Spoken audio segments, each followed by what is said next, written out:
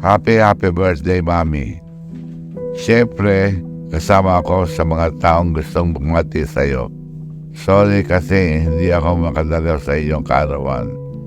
Mas masaya sana kung naisayo man lang kita at kasamang tumawa.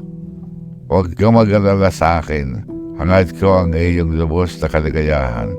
Pamimiss na kita at ang mga anak natin sila, Lola, Alex at Nina.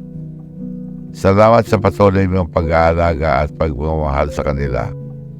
Tandaan mo, kahit wala ako sa tabi niyo, lagi ko kayong binabantayan araw-araw. Mag-iingat kayo parati at mahal na mahal ko kayo.